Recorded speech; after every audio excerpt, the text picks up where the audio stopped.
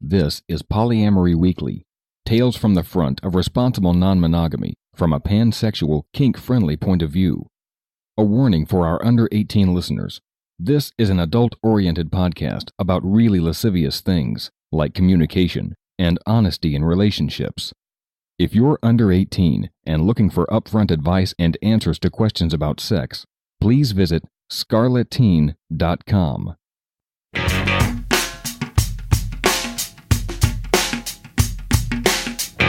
This is Polyamory Weekly, episode 554 for May 6, 2018. Coming up on today's show, grief and loss in relationships. That's coming up on today's show.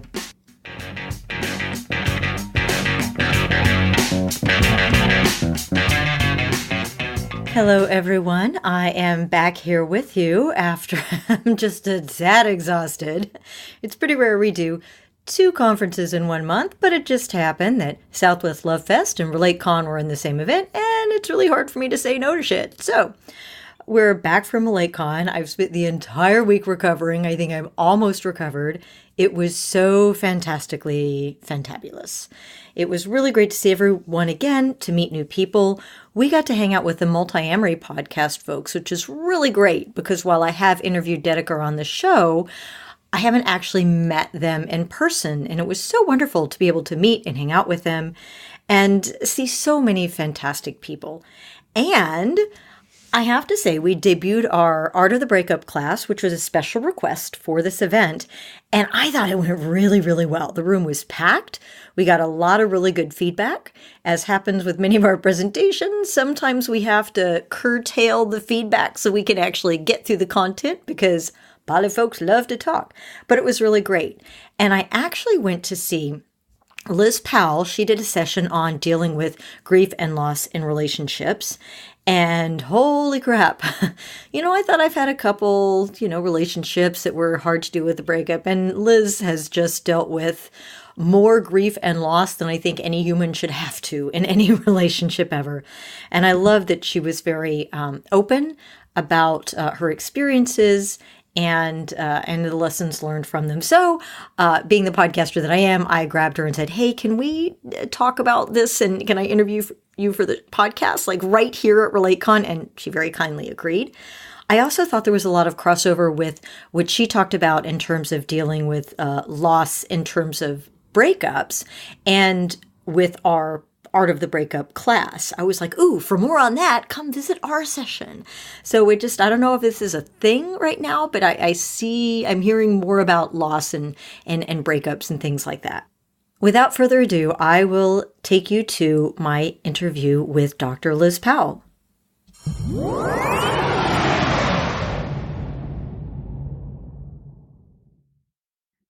And I'm sitting here in our hotel room in Boise, Idaho, at RelateCon with the fabulous Liz Powell. Dr. Liz Powell, welcome. Thank you. I'm so excited, Minx. It's nice to be able to talk to just you without all those other swing set people around. I know. You get us individually so rarely. We usually come as a package deal. It's the all Liz show all the time. I do love the all Liz show. So if folks maybe don't listen to Swing Set, I know who wouldn't listen to Swing Set, but can you share with us, our listeners, your background? Sure. So I am a psychologist, a coach, and speaker. I currently live in Portland, Oregon, and I am licensed in California with my Oregon license in the long bureaucratic process of being finalized. I love working with people who are queer and kinky and non-monogamous. I myself am bisexual and queer. I identify as a slut. I identify as megasexual, which is like the flip side of a demisexual. So where demis need to experience romantic connection in order to feel sexual desire, megasexuals like me, we tend to need to feel a sexual connection in order to experience romantic connection. I am kinky and a switch. I am solo poly, and I really enjoy talking about my sex life publicly to kind of, because so many therapists are told that we have to be completely blank slates, that no one should know anything about us. And I think that that's a really antiquated idea about how therapy should work. So I want to provide a model of how therapists can use self-disclosure as a way to help clients feel more seen and understood, and to kind of demystify what it is to be a therapist. Oh, that's wonderful. Yeah, I thought there were actually rules and regulations about that. Well, sort of. So the idea is that you should not hijack a therapy session to be about yourself. And depending on what state you're licensed in, talking about things like being non-monogamous or being kinky can lose you your license. So people in states like Arizona or Alabama have lost their licenses just for being kinky people or for being polyamorous people. I'm a disabled veteran. I'm white. I'm often read as cisgender. So I have a fair amount of privilege, and I decide to use that privilege to take this risk of talking more publicly about things because I have less of a fear of what would happen if I lose my license. I'm really curious about how long you've been poly, how you knew you were poly, and whether the polyamory or the becoming a psychologist came first. I have a theory. Well, so it's a complicated question to answer. I've known I wanted to be a therapist since I was in middle school. And I had my first non-monogamous relationship in high school. I was in a dating quad when I was 17. A dating quad? A dating quad, yes. That sounds... We all went to prom together. We went to Chuck E. Cheese for our pre-prom dinner. It was really lovely. Oh my God. It was two mostly gay men and myself and a woman. And we all just had a lot of fun making out with each other and hanging out and being like a couple, but 4 people. That sounds lovely. Yeah, it was really wonderful and like sweet and innocent. Well, where did this happen? Because Denver, I grew Colorado. up in Texas, and I can't imagine that would have gone over well. Well, so it was in Denver, Colorado. I went to school in Littleton, and I was the first person I knew of at my high school who was out as anything. I came out as bi when I was 17. I figured out I was bi because in Denver, there were 2 nightclubs that you could go to if you were 16 and over. One of them was the Rock Garden, and that was where the 21 to 25-year-old dudes went to grope underage teenagers. And then there was Trax 2000, which was the gay club, and you could go dance to great music, and no one groped you. So, of course, I went to Trax a lot, and I was hanging out with all my gay boys and enjoying my life with them. And I one day came in, and I was like, I think I maybe want to kiss a girl. And there it was. So I had my first dating quad at 17, and then I kind of did monogamy on and off. I had a monogamous marriage. I started dating him right before I turned 22. We got married when I was 23, separated when I was 26. And since then, I've had all non-monogamous relationships aside from like 1 year where I was monogamous with one person.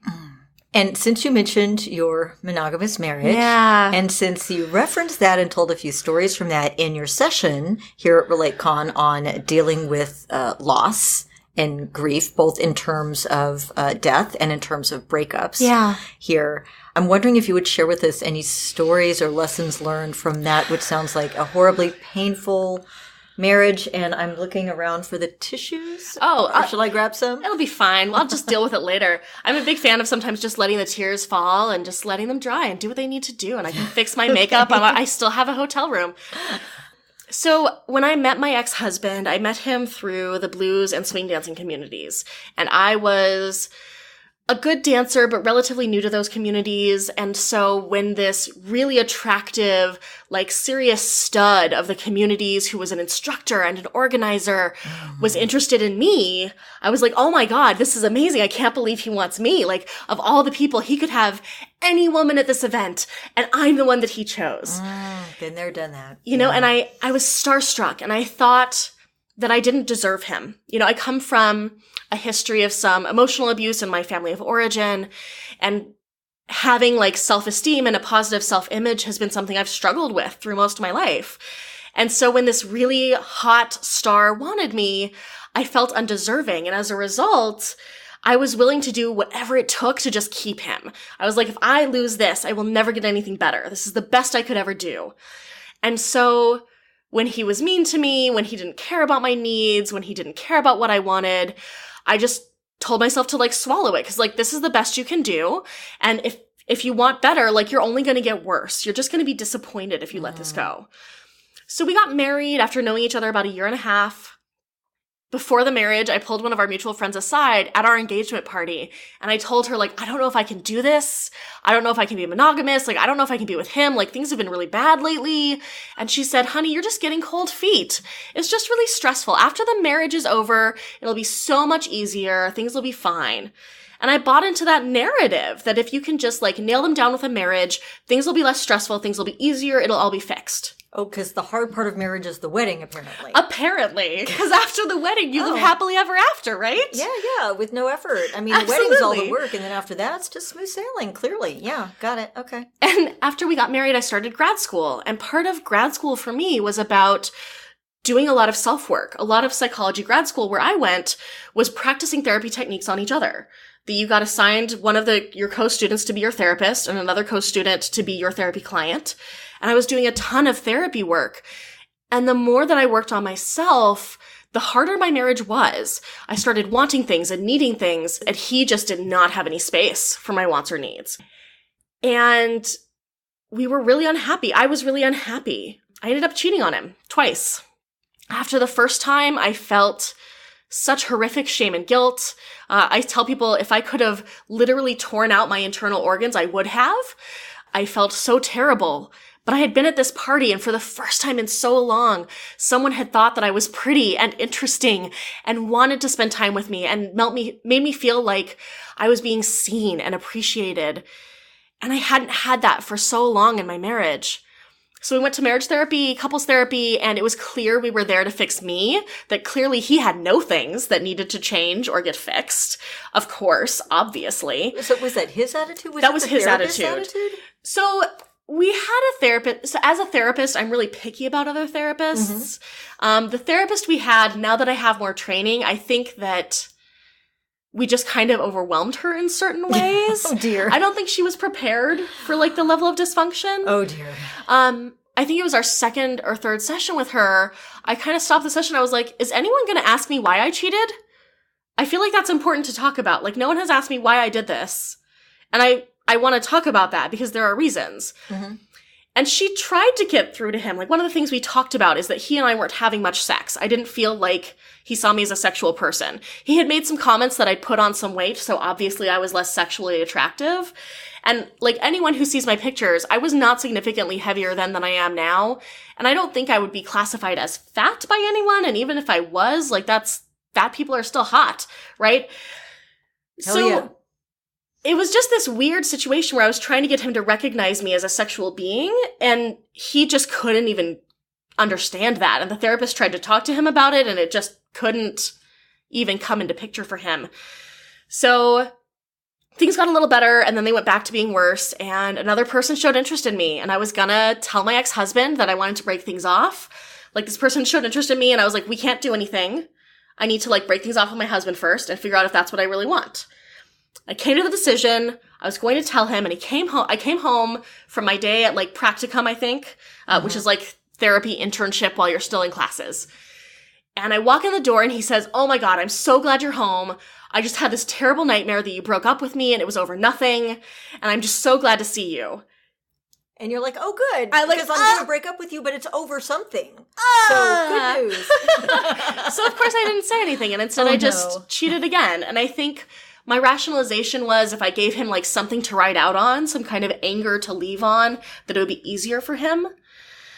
Which it doesn't make sense, right? But I think when you're in a situation that is emotionally abusive, it's really hard to know what makes sense anymore, or to know who you are or what it is that you need. And so after we broke up, he used that fiery anger to trash me everywhere he could. He wrote a public Facebook post that he actually blocked me from. So I was the only person in the world who could not see the Facebook post, with his theories of everyone I had had sex with, and talking about what a whore I am, and telling everyone that they need to choose sides, and if they say they're not choosing sides, he would know which side they'd chosen. He sounds incredibly mature. So mature, especially because he was almost 10 years older than me. So when we separated, he was 35. I had a bunch of people, the day that note came public, send me a message being like, "Oh my God, are you okay?" And I was like, "What are you talking about? I have no idea what's going on here." And then they sent me copies of the note, and everyone wanted the gossip. And the thing is, my approach to that divorce was to take the high road and not tell them. And I said, "I really appreciate that you're reaching out. I would love your support in this. And I just don't want to talk about the details. I don't feel like that's anyone's business." And because of that, I lost my whole community. I lost my hobby, my source of activity, everything. I lost most of the people I called my friends. And I was convinced that I was done, that it was going to be over for me, that, like, maybe I would never find anything better, and I would just regret letting go of that misery that I had, because at least it was manageable misery. At least you had someone to come home to. Yeah, I so feel for you. Yeah. I know this sounds, I mean, we've all had bad breakups, but breakups where you lose not only the relationship, but all the community, all the friends, pretty much your dignity. Yeah. I mean, that's just one of the worst breakups that I've heard of. Yeah. That wasn't like, physically abusive, but was emotionally abusive. And it's just horrifying. And it's exactly the wrong way to go about breaking up in the community. Now, the thing is, he wasn't in the poly community, though. No. He was in the swing dance community, which apparently it's okay to treat people like shit and make people take sides, and everybody's fine with that. And that's been the fascinating thing, is that when I see these breakups happen in those kinds of communities, a lot of times the man is the one with more power and privilege in the community, with more social standing. And folks just kind of turn a blind eye to all the women who are happening to leave the scene. There's several men in those communities who go through the young new girls who come in and they're so excited and they're partners for a while, and then they just kind of stop coming when the breakup happens to happen. And it's a problem that I think those communities haven't figured out how to deal with yet. It's not like our own communities don't have their own issues dealing with these things. We all have our disappointments in the communities. But I just want to say I'm so sorry that happens to you. That sounds awful. And thank you so much for sharing that with us. Yeah. I mean, so the panel that I did here on loss in relationships, one of my big goals for that panel is to let people see that it's hard for everybody, and to normalize the kind of like vulnerability and honesty that a lot of us feel afraid about. I think people in our communities are afraid to talk about mistakes and are afraid to talk about things that have gone really wrong, because we're trying so hard to like look normal and look happy and look great to the outside world, that within our communities, we lose the richness of that dialogue of the problems that really do happen. I fucked up. Like, I shouldn't have cheated on my partner. That was not the right decision. I had my reasons for doing it, and those aren't an excuse. And I want to own the ways that I fucked up. Transparency is really powerful, Yeah. I think. And I really appreciated your sharing that story and other stories, because, I think it is important to talk about loss and about relationships that didn't work out and why they didn't work out and what we learned from them. At the time, of course, you need your anger venting, whatever. But in the end, I think they show us a lot about ourselves. Yeah. And I think there are a lot of people that are currently going through loss that we're unaware of. And hearing those stories can help them along the path. Oh, yeah. When my partner died back in June, I talked about it publicly in some ways, but not really. Like, the Facebook post that I put up about it was, I lost someone very close to me, so I'm going to be a little distant for a while. And so people who didn't know me well didn't necessarily know what was happening. And I've had people who are like medium level friends since then who still didn't know the full story until I said something about it. And they're like, oh shit, that's what happened? I won't make you retell that story. I can if you want to.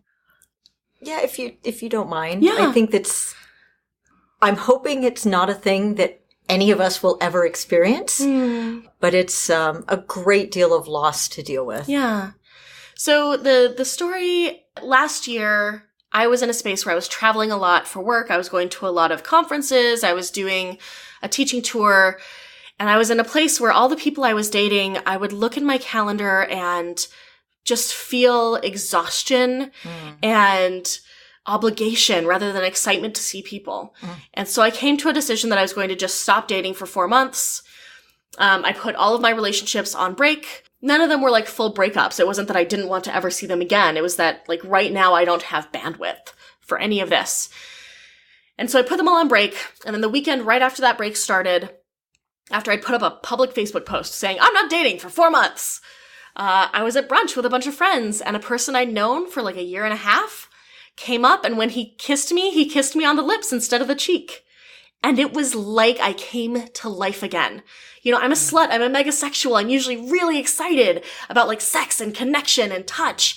And I had been so exhausted and numbed out and uninterested in so many things. And I felt alive again for the first time in so long. His name was Elliot.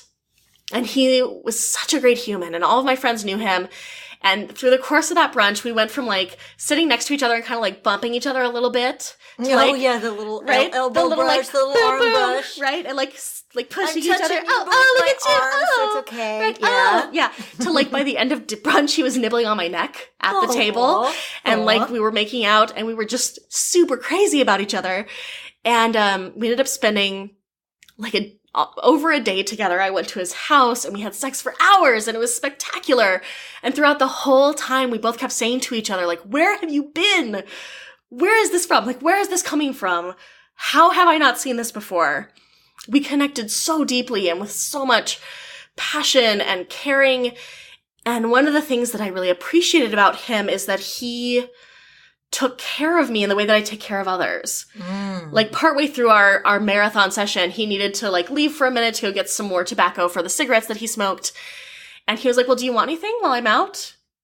And I said, oh, I'd love a popsicle. And so he bought a couple of different options to make sure that there would be a flavor that I liked. And in the morning when we woke up, he made me breakfast. And when we showered, he washed me off and he had a toothbrush there for me so that I had a toothbrush to use at his place. And he like left it on the counter to make sure that it would be there the next time I came back. And so I told all my friends about this. I was like, oh my gosh, this thing happened. He's really great. And this was really phenomenal. And I really like him. I don't know what to do. I just said I wasn't going to date for 4 months. And my friends were of 2 camps. Camp 1 was, Liz, this is the universe testing you. You've said that you want to make space for yourself, and it's going to see whether you really mean that or not. So this is your opportunity to see whether you actually mean that you want to take space for yourself, right? Camp 2 was, Liz, this is the universe giving you what you've wanted. You made space for a really big, passionate love, and the universe is giving it to you, so you have to take advantage of it. And I didn't know what to do. You know, I was getting such conflicting messages from everyone I cared about, whose advice mattered to me. I was also just about to leave on a business trip, you know? I was excited to leave because it was great cities that I was traveling to, but now I had this thing that I had to manage.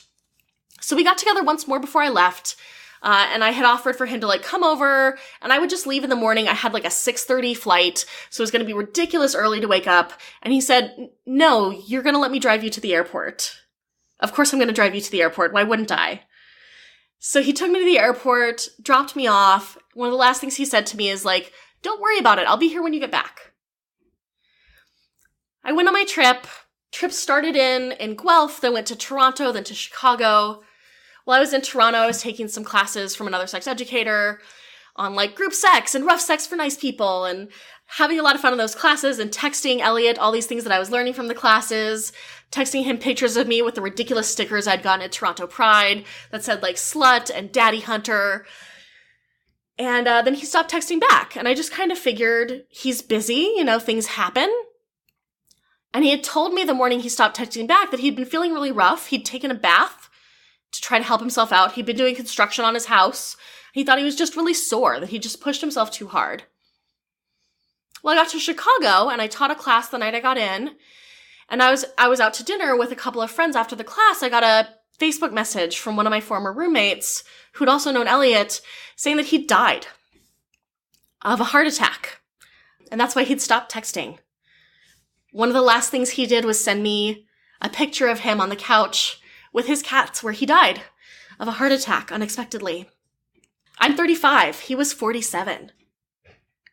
It was unbelievable. I don't think that I ever could have imagined. Oh no, I must have been 34 because I'm 35 now. I don't think that I ever could have imagined that in my mid-30s I would have a partner die. That I would be going through the experience of having a partner die. It's something I didn't talk about in class. And during NRE. During NRE, right. We had the monogamy perfect relationship where you like meet and you really like each other and everything is great and you never have a fight and then it ends in death. Like based on the monogamy model, it was a perfect relationship. We never hurt each other. There was no breakup. It was just happiness and death. And the trouble of someone dying during NRE is that they've never disappointed you. So you don't have things to be upset about. There's no ambivalence about their death. In your mind, they're perfect forever. Exactly. And NRE, new relationship energy. Yeah. Something I didn't say in class. When he died, we had pre-recorded some episodes for Swing Set where I was talking about this new guy I was really excited about. Oh. And they didn't come out until after he died. Oh. And so I got a message from my co-host Dylan saying, one of our episodes is coming out this week where you talk about Elliot. And so I told him, like, we're going to have to issue some kind of correction because this has changed so much. And that's why we recorded our episode on death, was because those episodes came out after he died. I had these 2 perfect episodes of me talking about this person I was so excited about that didn't even get a chance to be released until he died. And it's tough because we were so new. How on earth do you deal with that kind of loss so early in a relationship?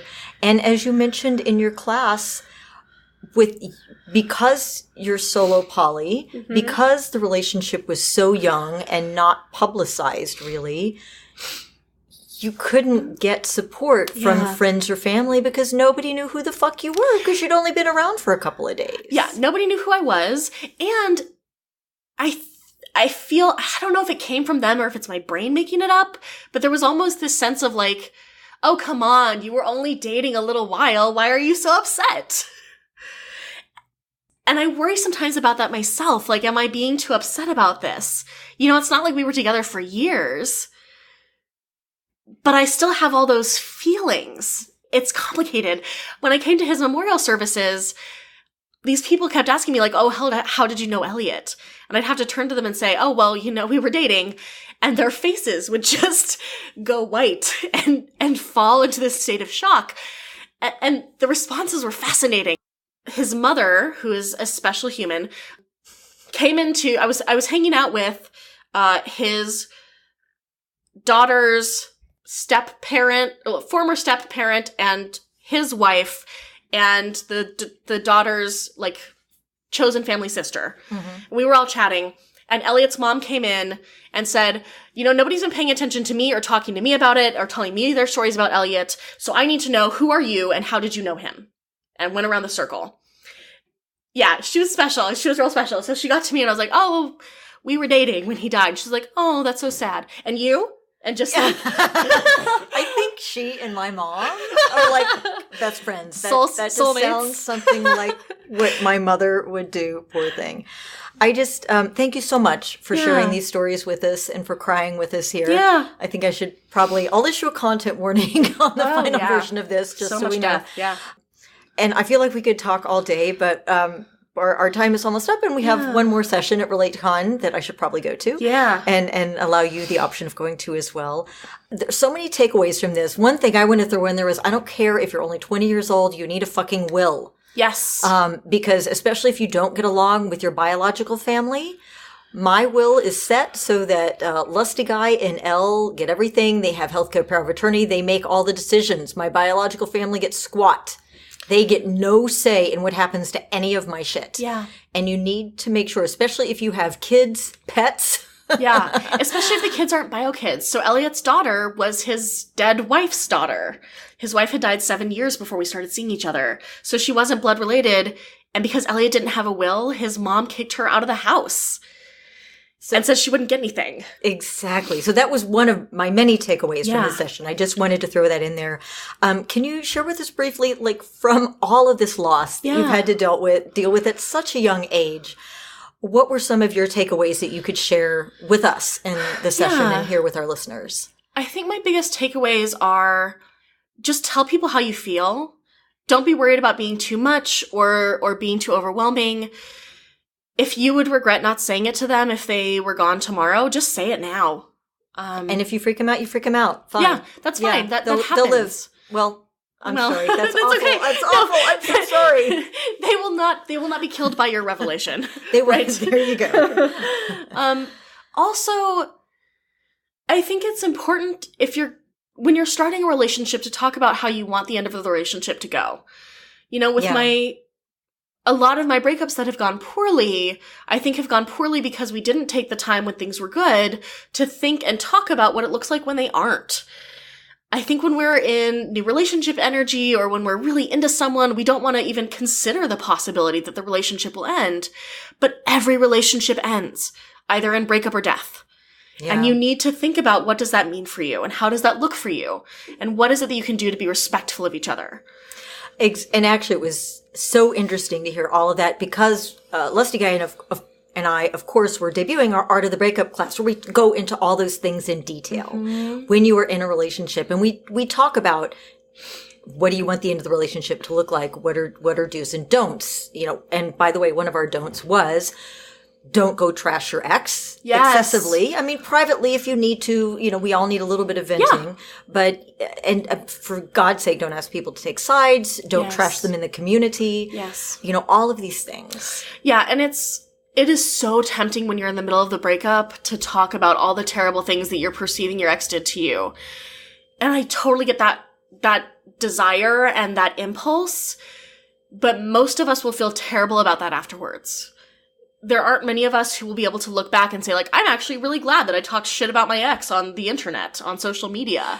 Yeah, no, the challenge is that it tends to only make you look bad. I mean, you may get some people on your, quote, side when you post that scathing thing on Facebook, but it's going to make you feel bad. It's going to make you, we always think it's going to make us feel better. It doesn't. All the studies show that venting actually doesn't make you feel better. Yeah. What does make you feel better is controlling the narrative. Yeah. And finding the story that you want to tell yourself about this. Yeah. Right? And I think that there are a lot of stories to tell and that narrative evolves. It does. It changes over time. Yeah. When my ex and I first split, a lot of the narrative that I had was I'm just a terrible human and I fucked things up really badly. That narrative is more complex now. Which, by the way, in our class, we specifically say not to do.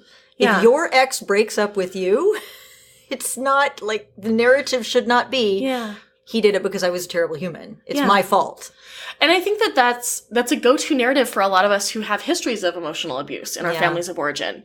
If we feel like even our parents couldn't love us the way we deserve, like there must be something about us that brought that on. It's a super common thing for folks to think about. I think the narrative now for my ex and I is that we did a really poor job of setting up that relationship. I did a poor job of setting boundaries and making sure that he was going to be there for them. I had a really poor self-image and I let that control our relationship. And he's probably a narcissist too. Narcissists look for good targets. He's someone who thinks of himself as the best ever, ever, ever in any freaking way. And that's... So if there's any problem, it must be you. Obviously. And you were willing to take that because of your history. Because of my history, yeah. I was used to being the problem, so it was okay to be with someone who made me the problem. And so now it's complicated. I fucked up, he fucked up. I don't want to weigh who fucked up more, because I don't think that's helpful. Yeah. I think what is helpful is knowing that what's important to me now is setting better boundaries and being more real about what it is that I need and making sure that I'm actually getting that. Yeah. Thank you, Liz, so much for taking the time to talk with us and for sharing your very personal stories and your vulnerability. Yeah. And little bird told me you have a book coming out. I do. So I am working on a practical how-to guide for non-monogamy. It's called Building Open Relationships. It's full of worksheets and checklists and conversation starters. Oh, I love homework. Yeah, it's so well. And so all of them are also made as fillable PDFs. So if you buy the hard copy book or the ebook, you'll still get links to a full folder of fillable PDFs. So you can use the worksheets over and over again. Nice. I've got like a tough conversations worksheet, a worksheet on figuring out how to say no in a variety of kind versus less kind ways. I've got a diagram on how to turn a glove into a dental dam. I've got like safer sex kit ideas, all kinds of stuff. It's super exciting and nerdy. So nerdy. And that's what I love about it. So you can find out more on my website, sexpositivepsych.com or at buildingopenrelationships.com. Dr. Liz Powell, thank you so much for joining us today. Thank you so much for having me.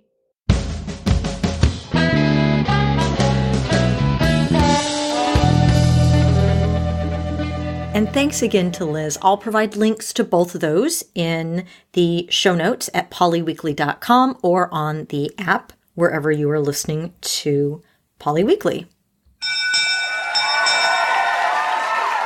And I want to give a shout out to listener Heather, 3-digit donation. We love 3-digit donations. It makes me feel special.